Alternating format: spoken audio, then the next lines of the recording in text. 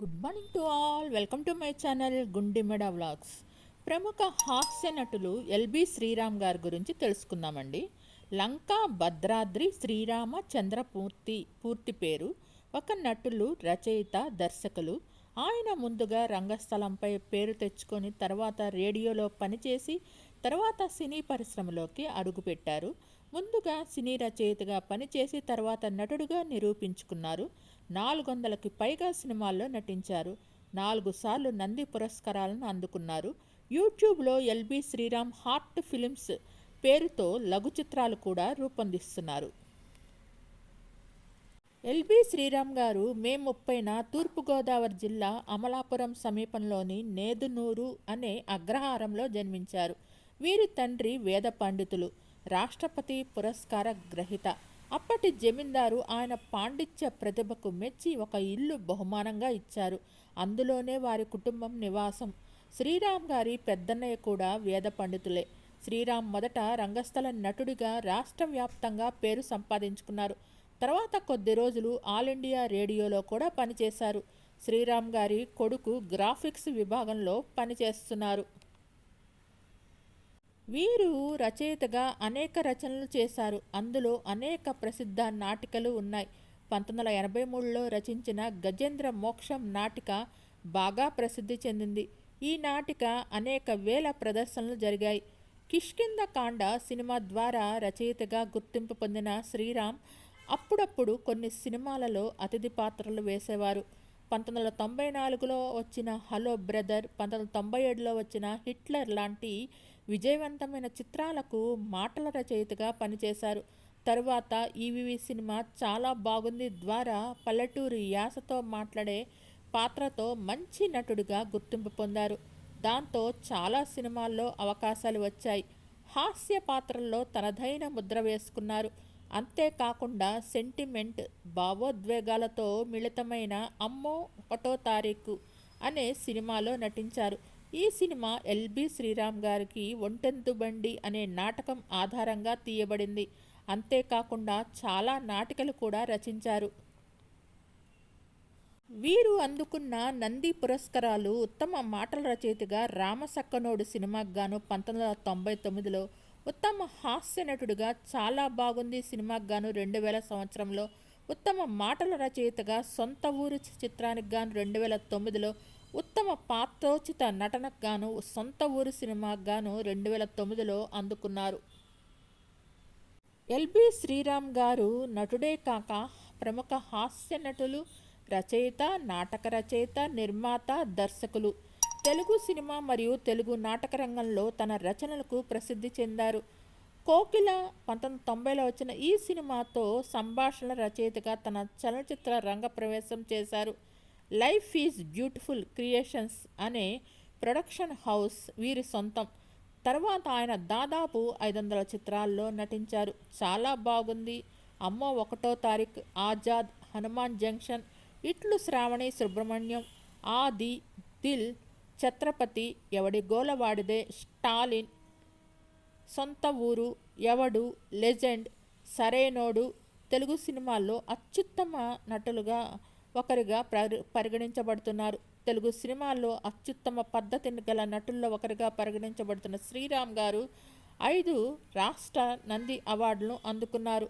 వీరు అమృతం యొక్క సీక్వెల్ అయిన అమృతం ద్వితీయం అనే వెబ్ సిరీస్లో కూడా ఆంజనేయులుగా నటించారు. వీరు నటించిన సినిమాల్లో 1991లో వచ్చిన ఏప్రిల్ 1 విడుదలలో మంగలి పాత్ర పోషించారు. ఆ తర్వాత 2024లో లగ్గంలో సాఫ్ట్వేర్ రామయ్యగా కనిపించారు. 2019లో ధర్మపురి దేవతలు దేవుడు డిఎన్ రెడ్డి పాత్ర పోషించారు. 2020లో అమృతం ద్వితీయం సీరియల్లో ఆముదాల ఆంజనేయులు అలయాస్ అంజీ పాత్రలో కనిపించారు. ఇవి టెలిసిరీస్. రచయితగా కోకిల ఏప్రిల్ 1 విడుదల, అప్పుల అప్పారావు, ఆ ఒక్కటి అడక్కు, వారసుడు, రాజేశ్వరి కళ్యాణం, హలో బ్రదర్, పిట్టల దొర, హిట్లర్, ఓంకారం, రామసక్కనోడు, సొంత ఊరు తదితర సినిమాలకు గాను రచయితగా పనిచేశారు. 2016లో ఉత్తమ లఘు చిత్ర నిర్మాత, దర్శకుడిగా నంది అవార్డును అందుకున్నారు. అది డోలు సన్నాయికి గాను అందుకున్నారు.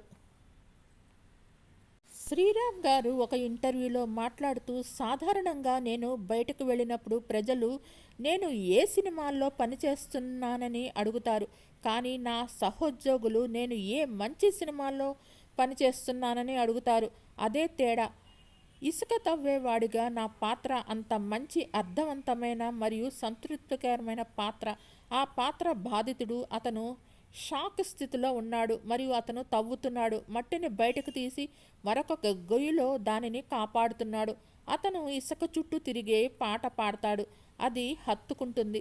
సినిమాల పరిస్థితి దయనీయంగా ఉండటం, థియేటర్లో సినిమాలు చూసే ప్రేక్షకుల నివృత్తి తగ్గటం. తన అభిప్రాయాన్ని పంచుకుంటూ, కాలం తరంతో పాటు సంభాషణలు మారతాయని శ్రీరామ్ అన్నారు. కేవలం ప్రవాహంతో పాటు వెళ్ళాలి. చివరికి ముఖ్యం ఏమిటంటే ప్రజలు దాన్ని ఆస్వాదిస్తున్నారా లేదా అనేది. అంగీకారం అనేది ప్రాథమిక ఆసక్తి. సినిమా చూడాలని నిర్ణయించుకునే ముందు ప్రజలు వివిధ వర్గాల నుండి ఆరా తీస్తున్నారు. శంకరాభరణం మునుపటి సినిమాల super hit, above average, average లేదా ఫ్లాప్. ఇప్పుడు అది సూపర్ హిట్ లేదా ఫ్లాప్. సినిమాల వాణిజ్య అంశాల గురించి మాట్లాడుతూ, అర్థవంతమైన సినిమా అంటే కమర్షియల్ ఫార్మాట్ కాదు. కాబట్టి ప్రేక్షకులు దాన్ని ఆదరించడం లేదని వ్యాఖ్యానించడం సరైనది కాదు.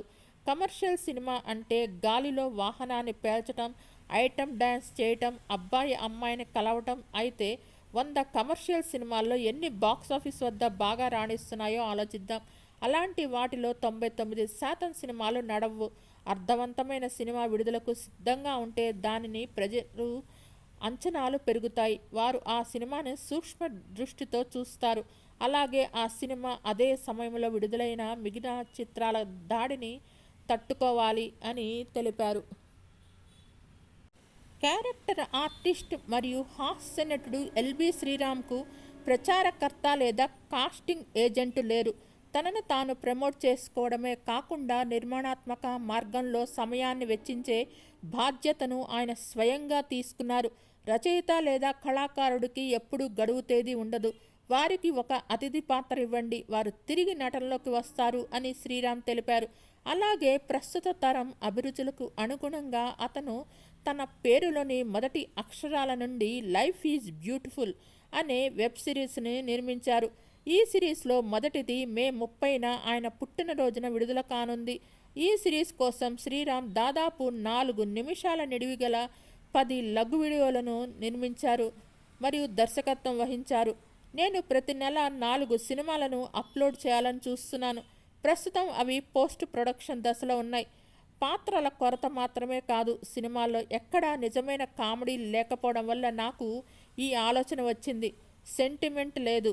1 లేదా 2 సన్నివేశాలు ఉన్నాయి మరియు సినిమా తర్వాత మీరు చేపట్టిన ప్రయాణంలో సంతృప్తి లేదని మీరు భావిస్తారు. సినిమాల్లో అవకాశాలు తగ్గాయి, కానీ తగినంత సమయం ఉంది మరియు నా శక్తి స్థాయిలు ఎక్కువగా ఉన్నాయి. యూట్యూబ్ ప్రస్తుత తరానికి చెందినది కాబట్టి నేను వారితో కనెక్ట్ అవ్వాలనుకుంటున్నాను అని తెలిపారు.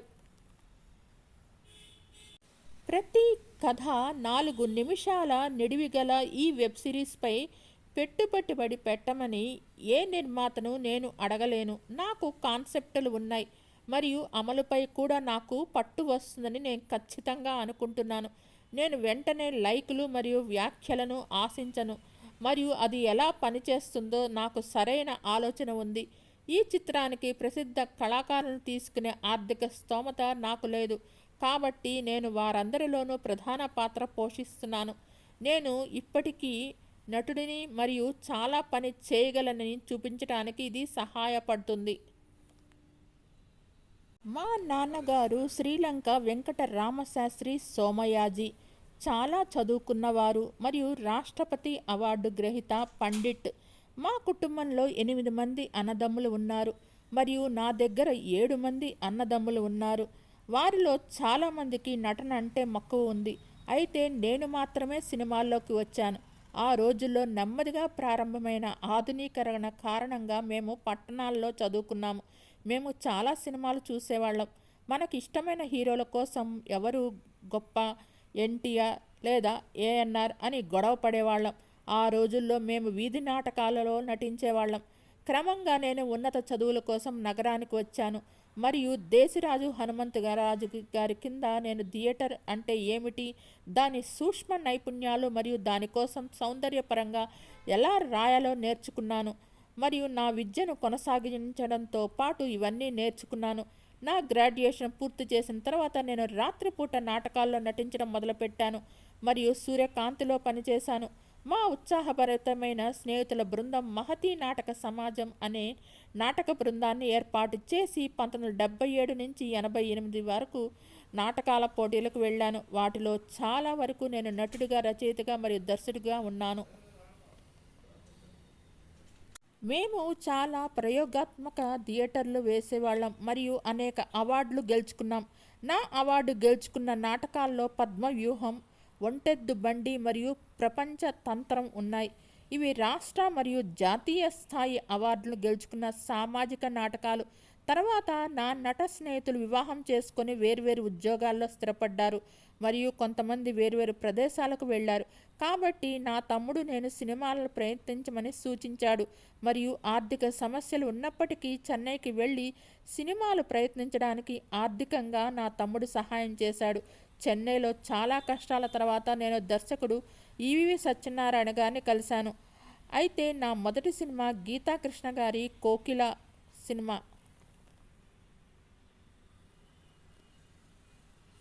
వీరికి గాను ఒక అమ్మాయి, అబ్బాయి. అబ్బాయి గ్రాఫిక్ డిజైనర్గా బాహుబలి, రోబో సినిమాల్లో కూడా పనిచేశారు. మీకు ఈ వీడియో నచ్చినట్లయితే లైక్ చేయండి, కామెంట్ చేయండి. Thank you all. Please subscribe and support my channel గుండెమడ vlogs. Thanks to each and every subscriber. నా ఛానల్ని కేవలం 5% మంది మాత్రమే సబ్స్క్రైబ్ చేసుకుని చూస్తున్నారు. Please subscribe and support my channel గుండెమడ vlogs. నా పాత వీడియోస్ కూడా చూడండి. పలువురు సెలబ్రిటీస్ బయోగ్రఫీస్ ఉన్నాయి. Thanks to all.